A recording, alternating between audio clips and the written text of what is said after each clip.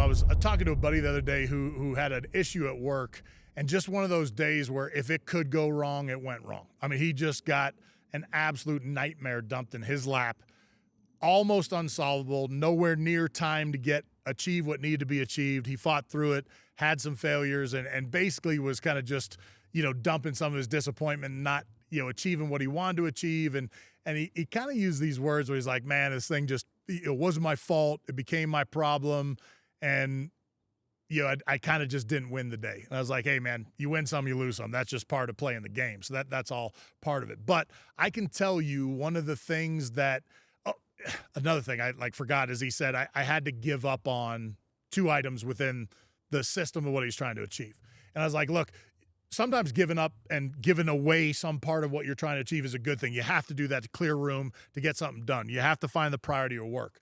But the way he said it, you could tell he sort of gave up just because he gave up, which that's a bummer because that never helps you win.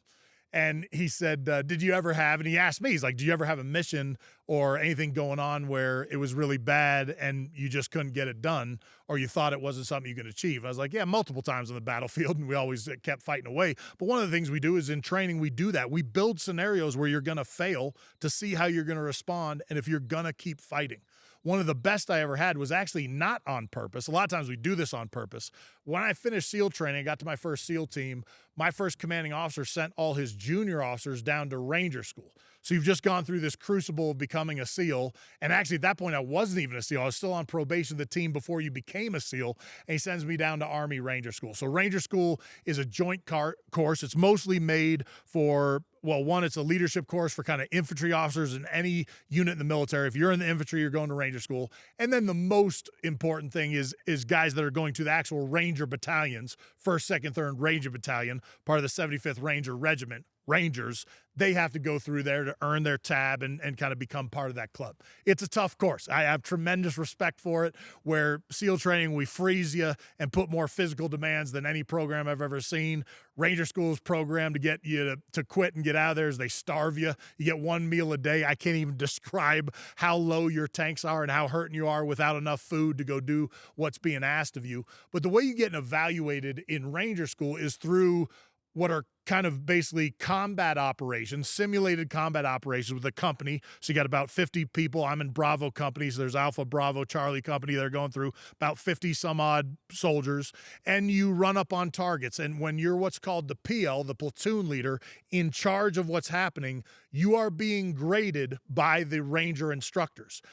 The thing that's interesting about their course is they never actually tell you whether you're failing or succeeding. They just watch, and then at the end of that phase of training, you either get what's called a green light and you move on to the next phase, or you get a red light, means you need to do that phase over. You fail again, you're going to get dropped from the course. So it's stressful. You don't know where you sit in the program, but it's actually pretty deliberate when you're going to be in a leadership role. So there's a leadership role for what's called mission planning. So you're actually in a spot with security all around, and you plan out a mission, and the instructors watch how you plan a mission. You can pass or fail for that. There's then usually a patrol to the actual target, so you're actually walking to the target, and then they'll put another person in charge to run the assault. And then when you're done with the assault, you'll exfil off the target, which means leave a target, and then set up a patrol base or some spot where you can be safe to kind of sleep and get ready to reset again. So there's about 3 opportunities to be graded. The one you're definitely getting graded on the harshest is running an actual mission, an actual assault of a target. And so you kind of know when those things are going to turn over, but we actually parachuted into this target. So we go out the back of a C-130, we parachute into the ground, we're patrolling in this target, and the PL, the student, who's one of my teammates, one of my company members, that's running that mission is lost. And I mean, he is lost. We're definitely not going to get to the target. The instructors know where it is. They can't help. They want to watch it. But really, they want to let that play out, and then he'll probably fail. It got so bad, they're like, that's it, you're fired, which he definitely knows he failed that one. He'll hopefully get another chance.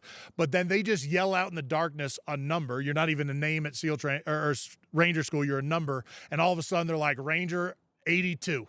And that's me. And I come shuffling over there. This captain, so an 03 in the Army, that's one of the instructors, looks at me. He's like, oh, Navy. He knows where I'm coming from. He's like, hey, and this is rare for them to do this. He's like, look, you're hosed. This is going to be a fail. Like, you have to get to the target, set up a base of fire, have a maneuver element roll through this target. It's actually one of our bigger targets, as you saw from the imagery. Like, this is going to be a fail. Do your best. Just get us to the targets. We're not lost. And I kind of say hua, which is the only answer in the military, but I was like, nah, this isn't over. I grab everybody real quick. I give a quick, hasty brief. I take the nav, run directly out in front, and we go at almost a double time. You're supposed to be in combat tactics and watch for bad guys. We basically run to this target. Fortunately, for a Navy guy, I'm pretty good at land nav. I get to the target. I get everybody spread out. I'm like, we don't have time for the pre-mission brief. We don't have time to set this up. It's pitch black out. I grab all my heavy weapon gunner. I move them in a position that I know is pointed at the target. I turn to my guy. I said, hey, I'm going to go up this hill. When you see me crack a green cum light, start firing, and then we're going to move on the target. When you see me launch a red star cluster, stop firing. We're going to do this. I sprint back. We say go. Machine guns light off. We run down this hill, assault through the target, get to the other side.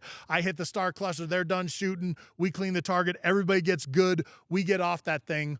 We made the exfil time for the original guy to have a pass by about 5 minutes, and we're on our way. I get us to the next spot. I finally get everything set. I get some sleep. The next morning, we do a health and comfort inspection, which means they check your feet, make sure you don't have any medical issues going on. But that captain, the ranger instructor, comes up to me. He's like, hey, we're not supposed to tell if somebody's a pass or a fail, but I want to tell you right now, I've never seen its equal. I've never seen anybody take a bad situation and push so hard to make it right. He's like, you're going to be good at this job. Nicely done. When things get tough, you can either cash in your chips and let it lie and see what happens, and I guarantee you that's not going to go well, or you can put your head down and plow. Keep grinding. It will pay off. Hey, if you're finding me for the first time, whatever platform you're seeing this on, subscribe, follow. This content will get to you every couple days. We're getting up to the point where it's going to be every day. We welcome you to the Ever Onward tribe. Thanks for joining us.